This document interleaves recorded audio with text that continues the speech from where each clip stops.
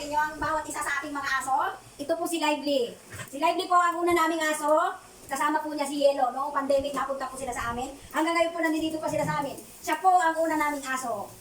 Ito po ang kwento ni Lively. Mahilig po siyang maglaro, makipaglaro. Ayan o. At matapang din po siya. Matapang din po si Lively. Ngayon naman po, ang ipapakilala ko sa inyo ay si Yellow. Ito po siya.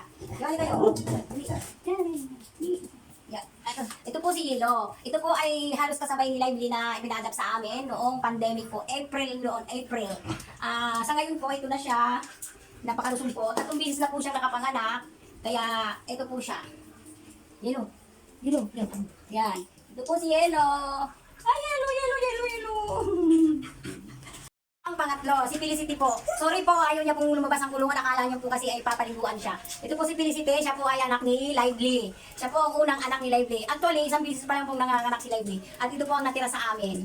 Ayan, mabait naman po siya. Yan. Yan po si Felicity. Felicity. Ayun na. At ito na po ang apat. Si Saidi po ang apat. Siya po ay anak naman ni Yellow. Saidi ka. Ito po si Saichi. Sobrang lang. Ito po pinakamalambing na aso. Ayun, mahilig mag-aper, mahilig mag-makap. Ayan po si Saichi. Ang pangalan, siya po ay anak ni Yellow. Ang panglima naman po ay si Peachy. Siya po si Peach. Kung tawagin po namin siya ay si Peachy. Siya po ay malambing din at napakakulit. Ayan po, oh, ayan. Ayan ka na, Peach. Ito po si Peach. Anak po siya ni Yellow. Ayan. Pangatlong anak ni Yellow. Bait niya. Si Yellow po kasi ay may kunting lahi ng retriever. Kaya ayan, medyo nakuha din po.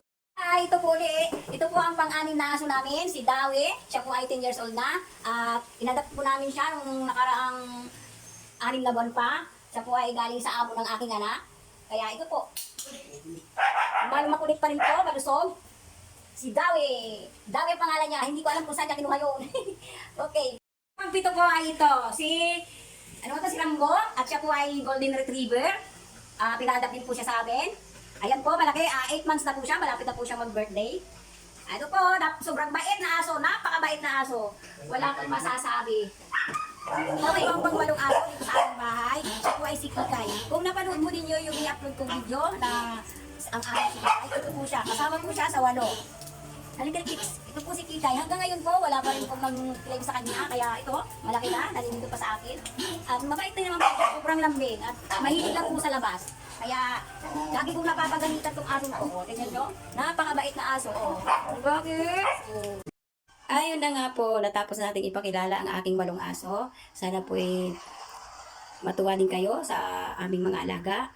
Kung sakali po na kayo magkaroon din po ng alaga, sana po bigyan nyo rin ng panahon, pagmamahal at atensyon. Sila po napamahal na sa amin. Sabihin mo ng iba na ipamigay kasi marami na sila. Mahirap po, malungkot, nakakalungkot, masakit po sa damdamin. Kaya dumami sila ng ganyan. Sa pagkain po, medyo mahirap. Kapag medyo nagigipit, kinakaya natin. Pero ayun po, malulusog naman po sila, malakas po sila kumain. Bibigyan ko rin naman po ng vitamin, nadala sa vet, kompleto po sa bakuna, at maraming gulay, isda, karne, ayun.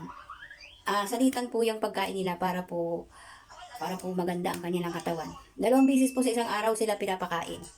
Ayun na nga po, maraming salamat po sa inyong lahat, sa mga kapanood po nito. Maraming po salamat.